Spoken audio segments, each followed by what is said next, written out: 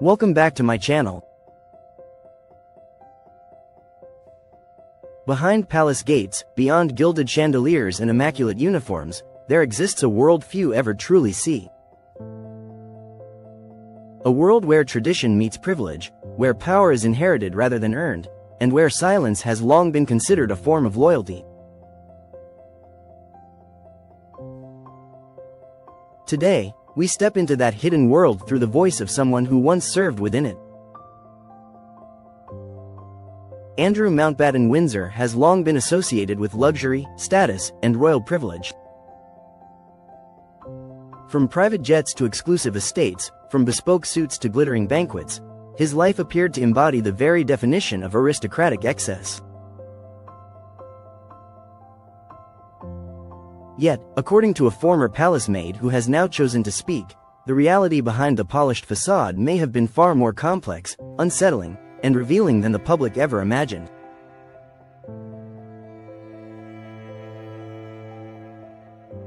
This is not a story of tabloid sensationalism. This is a story of perception, power, and the culture of entitlement that often accompanies extreme wealth. It is about how luxury can distort behavior, how hierarchy shapes human interaction, and how those at the very bottom of the ladder often see the clearest truth. Today, we explore the claims made by Andrew Mountbatten-Windsor's former maid, her reflections on his behavior, and what her account reveals about life inside royal luxury. The world of royal luxury. To understand the significance of her account, one must first understand the environment in which it unfolded. Royal residences are not merely homes. They are institutions, operating with rigid structure, unspoken rules, and an almost ceremonial approach to daily life. From the outside, royal luxury appears effortless. Hand-polished silverware, rooms dressed in silk and velvet, temperature-controlled wine cellars, and wardrobes curated by the finest tailors in the world. Yet behind every immaculate surface stands an army of staff whose lives revolve around discretion and obedience. For palace employees, luxury is not something to be enjoyed but something to be maintained. Every cushion must be aligned, every carpet immaculate, every schedule followed to the minute. Mistakes are rarely forgiven, and silence is always expected. According to the former maid, Andrew Mountbatten-Windsor moved through this environment with complete confidence. Luxury, she claimed, was not something he noticed anymore. It was simply the air he breathed. First impressions of a royal. When she first encountered him, the maid reportedly described a man who carried himself with absolute certainty. His presence, she claimed, filled the room without him needing to speak. This was not necessarily arrogance, she suggested, but something more ingrained. A sense of unquestioned authority. She stated that he expected service to be immediate and seamless, not because he explicitly demanded it, but because the system around him was built to anticipate his needs.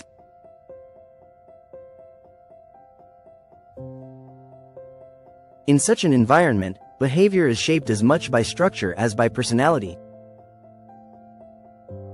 According to her account, Andrew Mountbatten-Windsor rarely acknowledged staff by name. Eye contact was brief. Conversations were minimal. Orders, when given, were precise and final. In luxury households, this level of detachment is not uncommon. Wealth, especially inherited wealth, often creates invisible walls between those who are served and those who serve. The maid suggested that over time, these walls can become so thick that empathy struggles to pass through. Power and entitlement.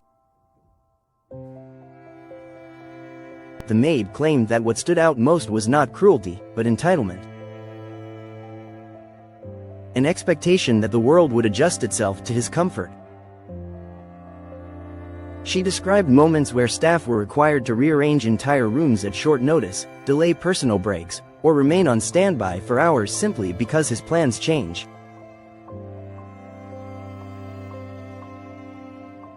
In any luxury environment, flexibility is demanded of staff. However, she alleged that there was little appreciation for the human cost of that flexibility. Late nights were treated as routine. Exhaustion was considered irrelevant.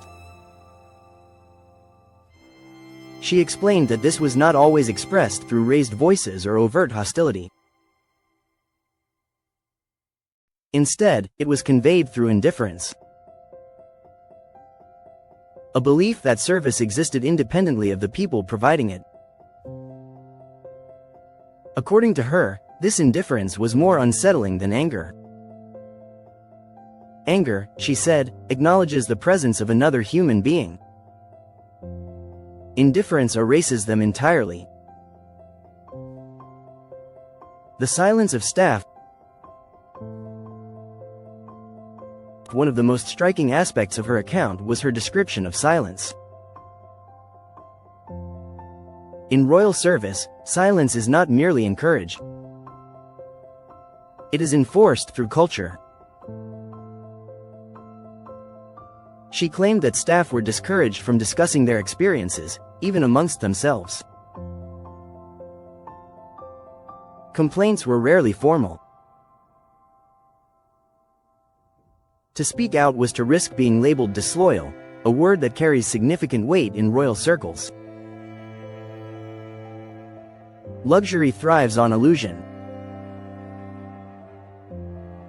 The illusion of perfection, harmony, and dignity.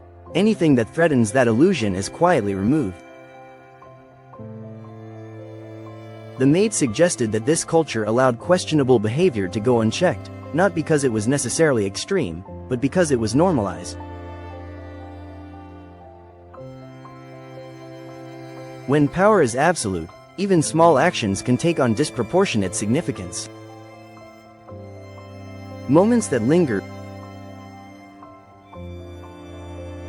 While she avoided making sensational claims, the maid described moments that stayed with her long after her service ended.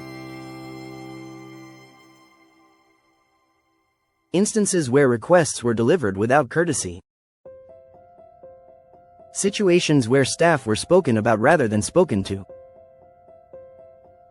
She recalled one particular evening when guests were expected at short notice. Staff worked for hours to prepare the residence, only for plans to be abruptly cancelled. No explanation was given. No acknowledgement offered. In luxury environments, she explained, such moments are often dismissed as part of the job. But over time, they accumulate, leaving staff feeling invisible. She emphasized that Andrew Mountbatten-Windsor never needed to raise his voice to assert control. His position did that for him. The psychology of extreme privilege. From a luxury lifestyle perspective, her account raises an important question. What happens when someone is born into a world where every inconvenience is removed, every desire anticipated, and every boundary softened by wealth?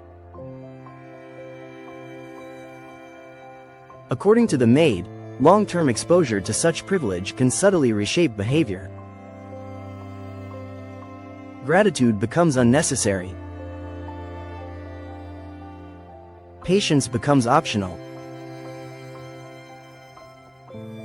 Other people become extensions of one's comfort rather than individuals with their own limits.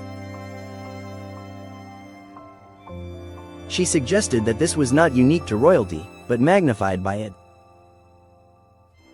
In elite circles, privilege is reinforced not only by money, but by tradition and public reverence. Andrew Mountbatten-Windsor, she claimed, appeared to exist within this bubble effortlessly. A bubble where his actions were rarely questioned and his preferences always prioritized. Public image versus private reality. The contrast between public image and private behavior is a recurring theme in luxury circles. Public appearances are meticulously managed. Smiles are rehearsed. Gestures are calculated. The maid alleged that behind closed doors, formality often gave way to blunt efficiency. There was no need to perform kindness when no cameras were present. This does not necessarily imply malice, she clarified, but rather a comfort with hierarchy. A comfort that allowed him to behave without self-consciousness. Luxury, she suggested, often removes the need for self-reflection. When the world consistently adapts to you, there is little incentive to adapt in return. Why she spoke out. Years after leaving royal service, the maid decided to speak not out of bitterness, but reflection. Distance, she said, allowed her to process her experiences with clarity. She explained that her intention was not to attack, but to humanize. To show how power dynamics operate in elite environments, and how behavior that seems minor to one person can deeply affect another. Her account, she insisted, was only one perspective. But it was a perspective rarely heard. As we move deeper into her story, we will explore how luxury culture protects those at the top, how staff are conditioned to accept the unacceptable, and how Andrew Mountbatten-Windsor's behavior, as she experienced it, reflected a broader system rather than a single individual.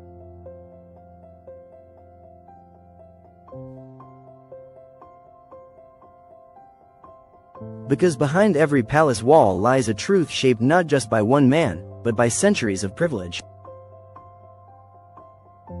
If you believe luxury is only about yachts, couture, and champagne, this story reminds us that it is also about power, hierarchy, and human cost. In the next part, we will uncover how palace culture reinforces silence, how wealth reshapes accountability, and why stories like this matter in a world increasingly questioning inherited privilege.